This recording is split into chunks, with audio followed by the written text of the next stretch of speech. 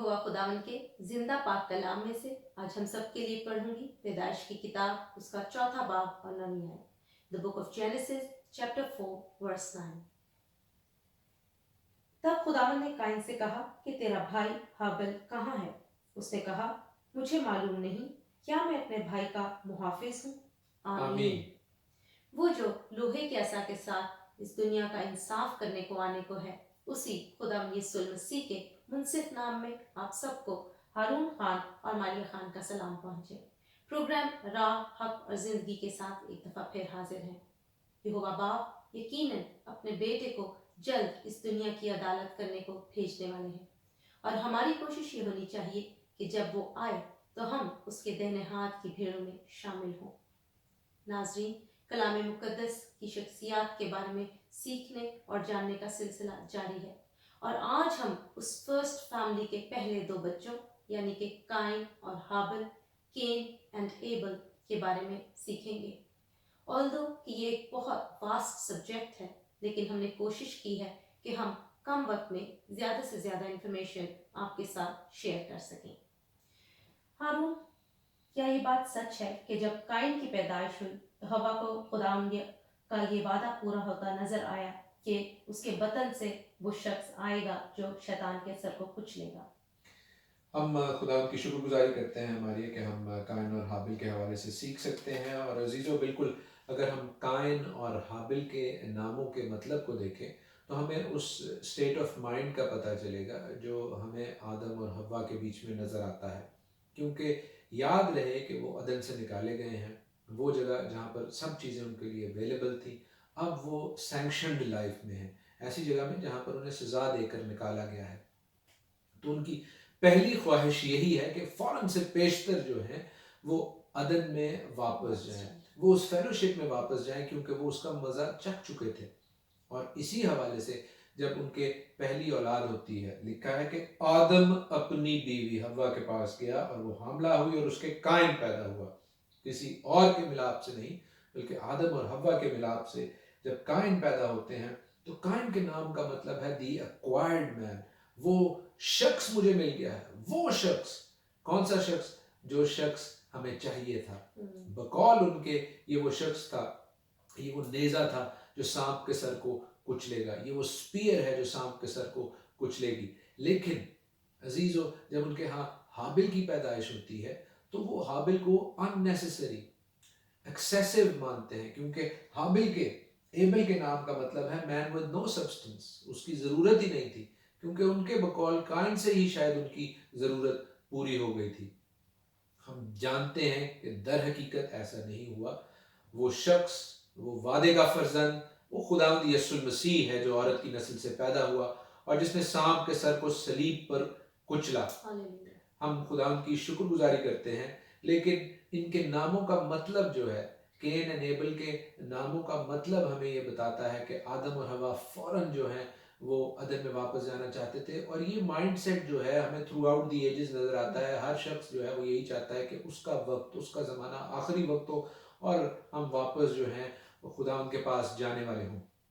लेकिन हम खुदा की शुक्रगुजारी करते हैं कि इन पहले 3 अबवाब में, बाइबल के पहले 3-4 अबवाब में, जहाँ पर हमें ये पैराडाइज लॉस्ट नजर आ रही है, वहीं पर बाइबल के आखिरी 3 अबवाब में, रेवलेशन के आखिरी 3 चैप्टर्स में हमें वो पैराडाइज, हमें वो फेलोशिप फिर मिलती दिखाई दे रही है, जहाँ पर नया आसमान, नई ज़मीन, नया यरूशलेम है और हम खुदा के पास होंगे और वहाँ पर सूरज की और चांद की ज़रूरत नहीं होगी, क्योंकि खुदा की रोशनी से वो जगह पर नूर होगी। And we believe through यशुआ Masih, through Jesus Christ, यीशु मसीह के नाम में, और उसी के तवस्सुत से हम बाप के पास उस नए आसमान और नई ज़मीन में ज़रूर शामिल होंगे। आमीन, आमीन, यकीनन ऐसा ही होगा। और हारून, हम देखते हैं कि जो काइन और हाबिल थे, इनकी जीनियोलॉजी प्योर थी। इससे मतलब ये है कि जब आज किसी के यहाँ औलाद पैदा होती है तो हम देखते हैं कि उसमें कहा जाता है कि दादा के ट्रेट्स हैं या दादी के ट्रेट्स हैं या चाचा पर चला गया। लेकिन काइन और हाबिल के केस में ऐसा नहीं था। वो दोनों आदम और हवा की औलाद थे और उन्हीं के ट्रेट्स उनमें मौजूद थे, लेकिन फिर भी ये दोनों बच्चे एक दूसरे से बिल्कुल मुख्तलिफ थे। वो मुख्तलिफ इसलिए थे अजीज़ों, क्योंकि उन्होंने जो डिसीजंस लिए وہ اپنی چوائسز کے مطابق لیے. اور ہمیں اس چیز کو سمجھنا ہے کہ ٹھیک ہے آپ شکل سے اپنے نانا نانی دادا دادی چاچا چاچی کی طرح دکھ سکتے ہیں, آپ میں کچھ ایسی باتیں بھی ہو سکتی ہیں, لیکن اصل میں you define your life, you define your character by the choices you make, by the decisions you have taken in your lives.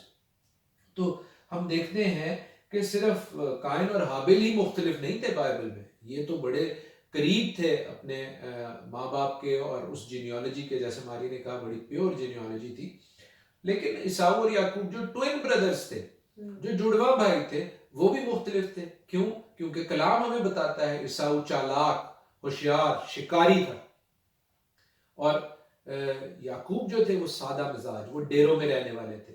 عیساؤ اپنا پلوٹھے پن کا حق بیچ ڈالتا ہے اور جو خدا کے حضور نامقبول بات گنی جاتی ہے, لیکن اس نے یہ غلط ڈیسیجن لیا, اور ان ڈیسیجنز کی بیس پر ان کی لائف شیپ اپ ہوئی, ان کی نسلیں شیپ اپ ہوئی. پطرس, اندریاس مختلف تھے, اگرچہ وہ خدا یسوع مسیح کے شاگرد تھے, بھائی تھے, لیکن آپ دیکھیں کہ ان کا جرنی ٹو فیتھ جو ہے وہ مختلف تھا. اسی طرح بزرگ یعقوب کا جو ہے وہ جرنی ٹو فیتھ ڈیفرنٹ تھا. تو یہ سارے جو لوگ ہیں جو کہ بڑی بڑی شخصیات کے بھائی ہیں اور کلوز ہیں, it only defines based on your decisions, based on your choices, کہ آپ کیسی اپنی زندگی گزاریں گے, کیا آپ کا کیریکٹر ہوگا, not because purely on your genes کہ آپ کا کیریکٹر کیسا ہوگا. ہارون, یہاں پر ہم دیکھتے ہیں کہ جب حابل اور قائن کی پیدائش کا ذکر ہے تو ساتھ ہی ان کی پروفیشنز کا ذکر ہے, اور پھر ان کے جو ہدیہ جات وہ لے کر آئے خدا ان کے حضور, ان کا ذکر ہے. تو کیا ان کے پروفیشنز میں کوئی خرابی کمی تھی, کیونکہ وہ ان سے ریلیٹڈ ہدیہ لے کر آئے؟ بہت سی تھیوریز موجود ہیں, کیونکہ ایک انڈر پننگ ایلیمنٹ ہے اس واقعہ میں, ایک کا ہدیہ قبول کیا گیا اور ایک کا نہیں. اس کے بارے میں آپ کیا کہیں گے؟ یہی مین بات ہے عزیزو اس قائن اور حابل کی قربانی کی. اور بہت سے لوگ جو ہیں جن کی سمجھ سطحی ہے, وہ صرف یہ کہہ کر اس واقعے سے جان چھڑا لیتے ہیں یا آگے بڑھ جاتے ہیں کہ جی حابل چونکہ خون کی قربانی لے کر گئے تو ان کی قربانی قبول ہو گئی, قائن چونکہ اناج کی قربانی لے کر گئے ان کی قربانی نامقبول ہوئی, جبکہ در حقیقت ایسا نہیں ہے. اس کے لیے ہمیں تھوڑا پڑھنے, سمجھنے اور کلام کو جاننے کی ضرورت ہے, خدا ان کی مرضی کو جاننے کی ضرورت ہے. کلام پاک ہمیں یہ بڑے واضح طور پر بتاتا ہے کہ قربانی, جس کا لغوی معنی نزدیکی کے ہے, خدا ان کی نزدیکی حاصل کرنا, وہ مختلف طرح کی قربانی خدا ان کا کلام ہمیں بتاتا ہے. اور اس میں اناج کی قربانی بھی ہے جس کو عبرانی میں منخا کہتے ہیں, ہیبرو میں. پھر سلامتی کے ذبیحے ہیں جنہیں ہم احبار کی کتاب میں دیکھتے ہیں, سوختنی قربانی ہے, خطا کی قربانی ہے, اور یہ خطا جو ہے وہ جان بوجھ کے خطا کی کوئی قربانی نہیں ہوتی تھی, کوئی اس کا ازالہ نہیں ہوتا تھا, اس کے لیے خدا فضل ہی کرتے تھے. لیکن اگر آپ سے نہ جانتے ہوئے کوئی غلطی ہو گئی ہے تو اس کے لیے بھی قربانیاں تھیں, سو آن اینڈ سو فورتھ, وہ مختلف نوعیت کی تھیں. تو اگر اناج کی قربانی خدا کے کلام میں لکھی ہوئی ہے تو پھر قائن کی قربانی کو نامقبول کرنا اس کی کوئی وجہ اور ہوگی. آئیں ہم خدا کے پاک کلام میں سے دیکھتے ہیں پیدائش اس کا 4 باب, جینیسس چیپٹر 4, جہاں پر لکھا ہے, پھر قائن کا بھائی حابل پیدا ہوا, اور حابل بھیڑ بکریوں کا چرواہا اور قائن کسان تھا. چند روز کے بعد یہ ہوا کہ قائن اپنے کھیت کے پھل کا ہدیہ خداوند کے واسطے لایا, اور حابل بھی اپنی بھیڑ بکریوں کے کچھ پہلوٹھے بچوں کا اور کچھ ان کی چربی کا ہدیہ لایا. اور خداوند نے حابل کو اور اس کے ہدیہ کو منظور کیا, پر قائن کو اور اس کے ہدیہ کو نامنظور کیا. اس لیے قائن نہایت غضبناک ہوا اور اس کا منہ بگڑا. آمین. خداوند نے حابل کی قربانی کو کیوں قبول کیا؟ ناٹ بیکاز کہ وہ خون کی قربانی تھی, بیکاز وہ پہلوٹھوں کی قربانی تھی, وہ اچھے جو ان کی فرسٹ فروٹس تھے, پہلی اور بے عیب بچے تھے, وہ خداوند کے پاس لے کر گیا. جبکہ قائن کے حوالے سے یہ نہیں لکھا کہ وہ پہلے پھل اپنے کھیت کے لے کر گیا, وہ کچھ پھل لے گیا, ایسے پھل جو کہ گلے سڑے تھے, جو کہ خداوند کے شایان شان نہیں تھے. اور پھر خداوند اس بات کو ریپیٹ کرتے ہیں, خداوند قائن سے یہ بڑے واضح طور پر کہتے ہیں کہ اگر تو بھلا کرے تو کیا تو مقبول نہیں ہوگا. اس نے بھلا نہیں کیا خدا کے ساتھ, وہ بھلی چیزیں خداوند کے سامنے نہیں لے کر گیا, وہ بری چیزیں خداوند کے سامنے لے کر گیا.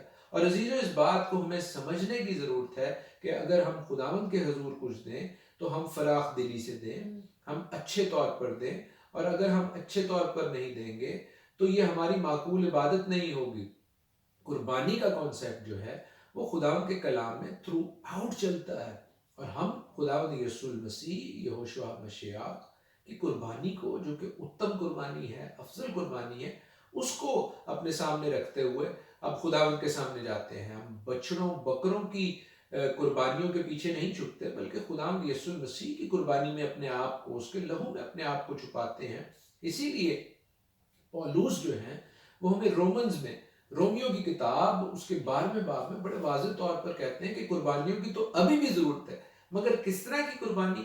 آئیں اس کی پہلی آیت کو پڑھیں۔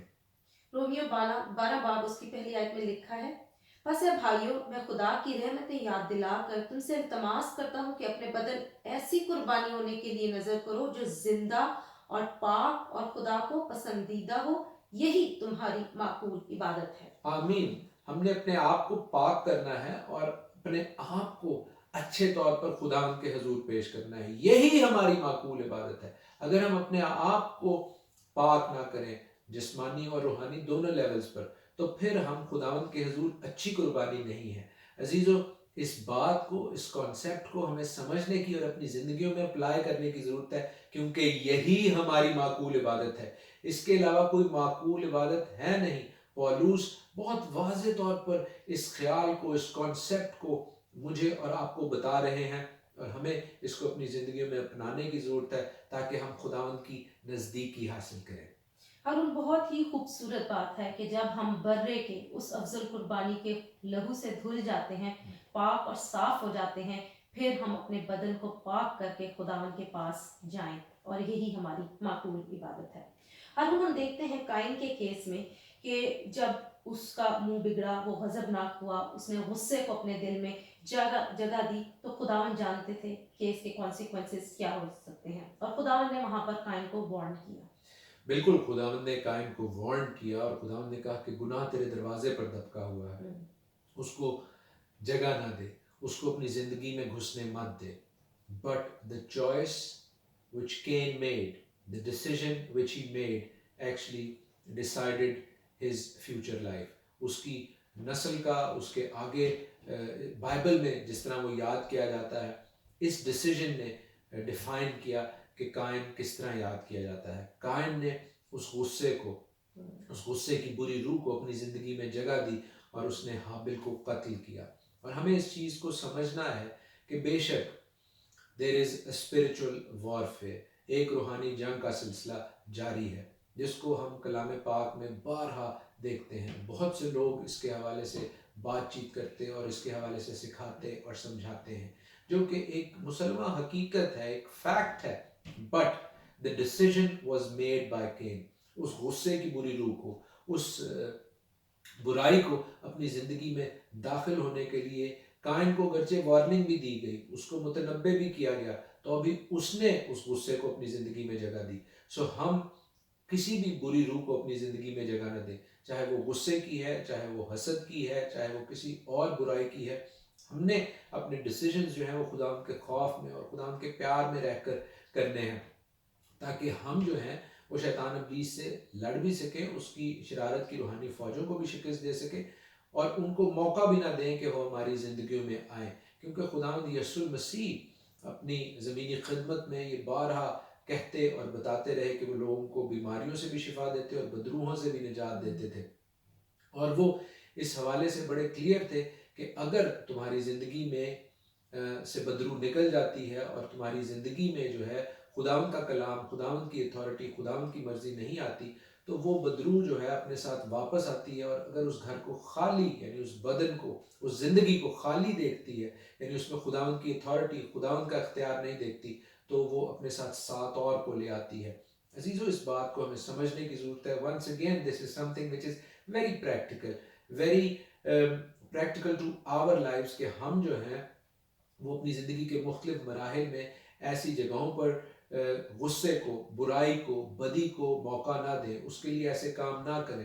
ہر برائی کو ہم شیطان کے سر نہ منڈیں، بلکہ ہم دیکھیں کہ شیطان اسی وقت ہماری زندگیوں میں اثر کرتا ہے جب اس کو کوئی جگہ ملتی ہے، جب اسے کوئی موقع ملتا ہے، تو ہم اسے موقع نہ دیں اور خداوند کے لہو کو، خداوند کے اختیار کو، خداوند کی اتھارٹی کو، خداوند کے کلام کو اپنی زندگیوں میں رکھیں، تاکہ ہمارے بدن، ہماری زندگیاں، یہ جو خداوند کا ٹیمپل ہے، خداوند کی ہیکل ہے، یہ خالی نہ ہو، بلکہ خداوند کے جلال سے، اس کے عرفان سے معمور رہیں۔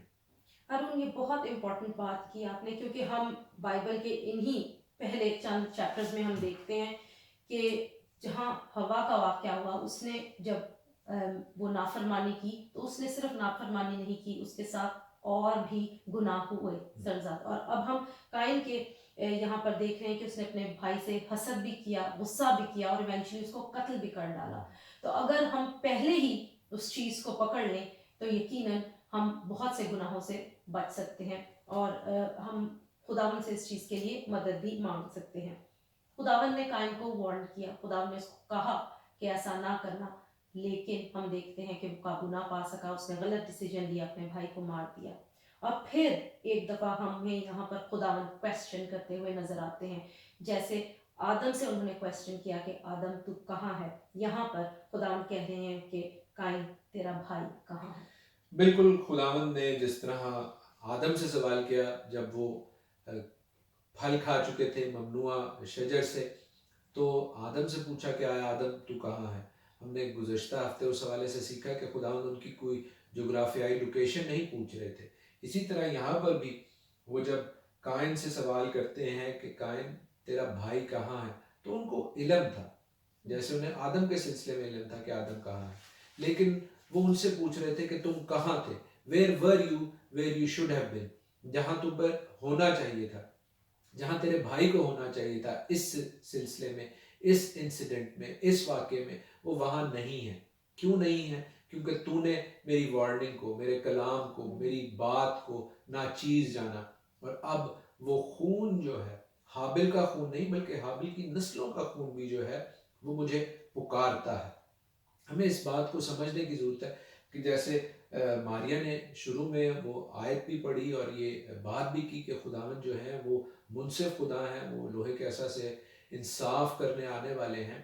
تو وہ جب انصاف کرنے آنے والے ہیں تو وہ سب خون کا، تمام ناحق خون کا بدلہ لیں گے، جس میں حابل کا خون بھی شامل ہے، کیونکہ ہم مکاشفہ میں دیکھتے ہیں کہ خداوند کے تخت کے نیچے وہ روحیں موجود ہیں جن کے سر قلم کیے گئے ہیں، جن پر پرسیکیوشن ہوئی ہے، اور ان میں حابل کا خون بھی ہے جو کہ نا انصافی سے بہایا گیا، اور وہاں پر کہا گیا ہے کہ تو کب تک ہمارا انصاف نہ کرے گا، اور خدا کہتے ہیں کہ میں بہت جلد تمہارا انصاف کروں گا، اور پھر بہت جلد ہمیں مکاشفہ ہی کے نیکسٹ فیو چیپٹرز میں خداوند یسوع المسیح دکھائی دیتے ہیں کہ جو کہ لوہے کے عصا سے حکومت کر رہے ہیں۔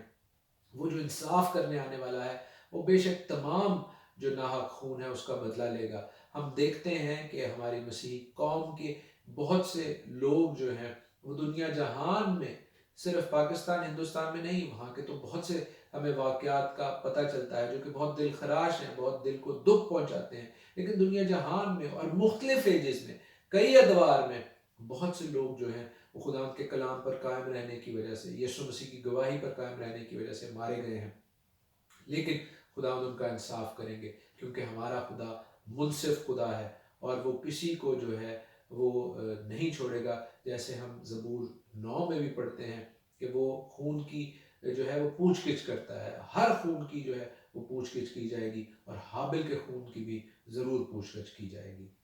اور ہارون، جیسے ہر جو گناہ ہے اس کے کانسیکوینسز ہوتے ہیں، ہم دیکھتے ہیں کہ قائن کے اس گناہ کے بھی، اس قتل کے بھی کانسیکوینسز تھے۔ میں وہ پڑھتی ہوں آپ کے لیے یہاں 11ویں آیت سے آگے۔ اور اب تو زمین کی طرف سے لانتی ہوا، جس نے اپنا منہ پسارا کہ تیرے ہاتھ سے تیرے بھائی کا خون لے۔ جب تو زمین کو جوتے گا تو وہ اب تجھے اپنی پیداوار نہ دے گی، اور زمین پر تو خانہ خراب اور آوارہ ہوگا۔ تب قائن نے خداوند سے کہا کہ میری سزا برداشت سے باہر ہے، دیکھ آج تو نے مجھے روئی زمین سے نکال دیا ہے، اور میں تیرے حضور سے روپوش ہو جاؤں گا، اور زمین پر خانہ خراب اور آوارہ رہوں گا، اور ایسا ہوگا کہ جو کوئی مجھے پائے گا قتل کر ڈالے گا۔ تب خداوند نے اسے کہا، نہیں، بلکہ جو قائن کو قتل کرے اس سے 7 گنا بدلہ لیا جائے گا۔ اور خداوند نے قائن کے لیے ایک نشان ٹھہرایا کہ کوئی اسے پا کر مار نہ ڈالے۔ آمین۔ آمین۔ ہم خدا کے پاک کلام میں سے دیکھتے ہیں کہ بے شک اس کو سزا ملی، there were consequences of his sin، لیکن even at this point in time Cain is too self consumed، وہ اپنی ذات میں مگن ہے، وہ نارسسٹک ہے۔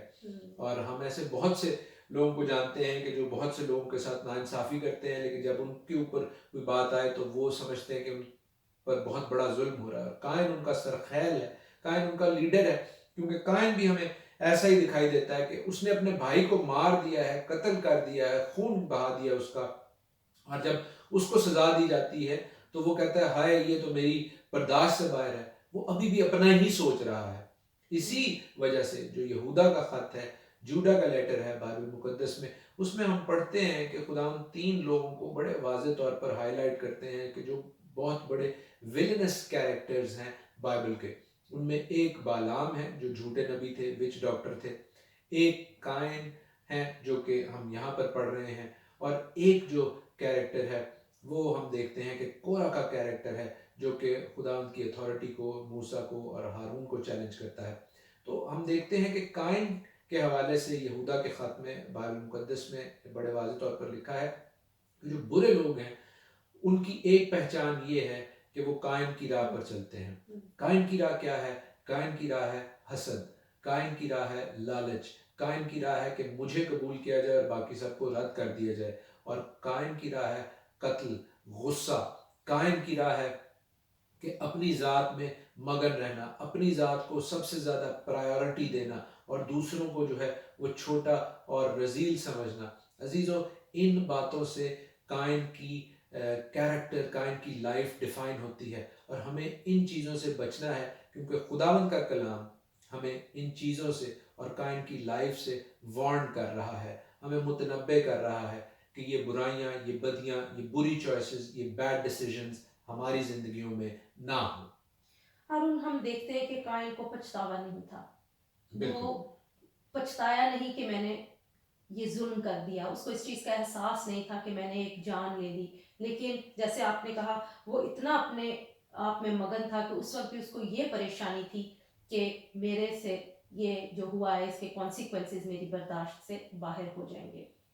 یہاں پر جو لکھا ہے کہ خدا نے قائن کے لیے ایک نشان ٹھہرایا کہ کوئی اسے پا کر باہر نہ ڈالے، اس نشان کے بارے میں کیا ہمیں پتہ ہے کہ کیا تھا؟ بائبل مقدس اس حوالے سے زیادہ واضح نہیں ہے، بہت سے لوگ مختلف قیاس آرائیاں کرتے ہیں، اسپیکولیٹ کرتے ہیں، کچھ لوگ یہ خیال کرتے ہیں کہ جی جو اس کے بالوں کا رنگ مختلف ہو گیا، اس کے ماتھے پر ایک مختلف نشان آ گیا، لیکن یہ ساری قیاس آرائیاں ہیں، بائبل اس کو اتھینٹیکیٹ نہیں کرتی، لہٰذا ہمیں اس بحث میں جانے کی ضرورت نہیں جس کے حوالے سے بائبل واضح یا کلیئر نہیں ہے۔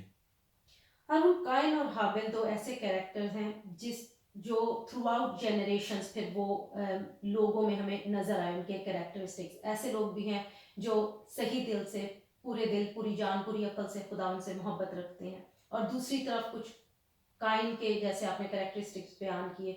سو یہ دونوں جو بھائی تھے ان کی کریکٹرسٹکس تھرو آؤٹ جنریشنز ہمیں نظر آتی ہیں۔ ہمیں بالکل ایسا ہی نظر آتا ہے، اور ہم دیکھتے ہیں کہ کس طرح حابل جو ہے وہ اپنی قربانی خدا ان کے پاس لانے کی وجہ سے مقبول ٹھہرے۔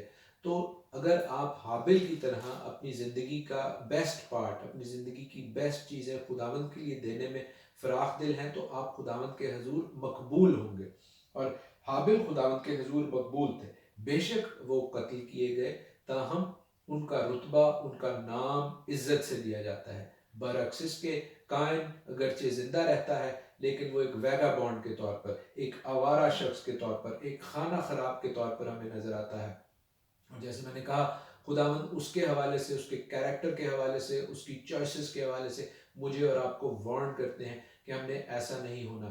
سو ہم نے خداوند کے حضور جو ہے وہ حابل کی طرح پاک دل سے اور اچھی سوچ سے جو ہے بھلا ہدیہ لے کر آنا ہے، جیسے ہم نے پڑھا بھی کہ اپنی زندگیوں کا بہتر حصہ لے کر آنا ہے تاکہ خداوند ہمیں قبول کرے، خداوند ہمیں برکت دے، اور خداوند یسوع المسیح کے لہو کی وجہ سے، کیونکہ اس سے بہتر، اس سے افضل قربانی تو ہے کوئی نہیں، تو اس لہو، اس قربانی کی وجہ سے خداوند ہمیں اپنے بیٹے اور بیٹیاں بناتا ہے۔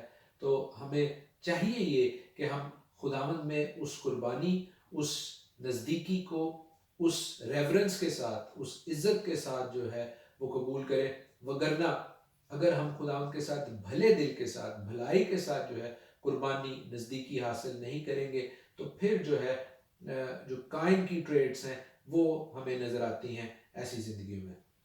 ہارون، یہاں پر جو ایک بات ہے وہ بھی کرتے چلیں کہ قائن نے جب حابل کو مارا تو اس کے بعد بھی آدم اور حوا کی اولاد ہوئی، یقیناً ہوئی۔ ان کے کتنے بچے تھے؟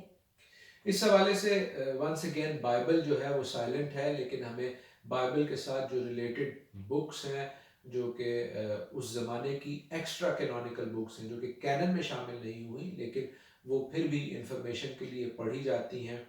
اس میں کیتھولک بائبلز بھی ہیں، اس میں افریقن چرچ کی بائبلز بھی ہیں، اور اس میں اور ریلیونٹ بکس بھی ہیں۔ وہ یہ بتاتی ہیں کہ مور اور لیس 66 چلڈرن تھے ایڈم اور ایو کے، آدم اور حوا کے 67 کے قریب بچے تھے۔ اور پھر خداوند نے ان کو سیت دیا جس سے پھر آگے نسل چلتی ہے۔ لیکن وعدے کا وہ فرزند جو وعدہ خداوند نے حوا سے انیشلی کیا، وہ ہمیں خداوند یسوع مسیح میں پورا ہوتا نظر آتا ہے۔ بالکل، سب سے اچھی اولاد، سب سے بہترین اولاد جو وعدے کی اولاد ہے وہ خداوند یسوع مسیح ہے، اور ہم خداوند یسوع مسیح کا شکریہ ادا کرتے ہیں کہ اس کے لہو کی بدولت ہم زندگی پاتے ہیں اور کثرت سے زندگی پاتے ہیں۔ اور وہی خداوند یسوع مسیح جو کہ اپنی پہلی آمد میں ہمارے لیے قربانی بنا، اس نے ہمیں باپ کے ساتھ جوڑا، نزدیکی بخشی جو کہ قربانی کا مقصد ہے۔ اب وہ مجھ سے اور آپ سے یہی ایکسپیکٹ کرتا ہے کہ ہم خداوند کے حضور بھلائی کے ساتھ اور اچھے دل کے ساتھ جائیں، اور عزیزو ہمیں اس کی دوسری آمد کے لیے تیار ہونے کی ضرورت ہے، کیونکہ اپنی دوسری آمد میں وہ لوہے کے عصا سے حکومت کرے گا اور اپنی زبان کی دو دھاری تیز تلوار سے اپنے تمام مخالفین کو ان کا صفایا کرے گا، کیونکہ وہ اب انصاف کرنے کو آنے والا ہے، اور بے شک اس کا چھاج اس کے ہاتھ میں ہے۔ ہاللیلویہ! ہم خداوند کا شکر کرتے ہیں کہ اس نے اس افضل قربانی کو، اس بیٹے کو، اس بے برے کو ہمارے لیے دیا، جس نے اپنی پہلی آمد میں آ کر ہماری باپ تک دوبارہ رسائی کرائی، اور اب دوسری آمد میں جب وہ آئے گا تو وہ ہمیں اس پرفیکٹ پوزیشن میں، اس باغ عدن میں دوبارہ لے جائے گا، جہاں ہم خداوند یہوہ باپ کے ساتھ رہ سکیں گے، رفاقت رکھ سکیں گے۔ لیکن جب تک وہ نہ آئے، آئیے اپنی زندگیوں کو اس کے کلام کے مطابق ڈھالیں۔ خداوند آپ سب کو آج کے پروگرام کے وسیلہ سے برکت بخشیں۔ آمین۔ آمین۔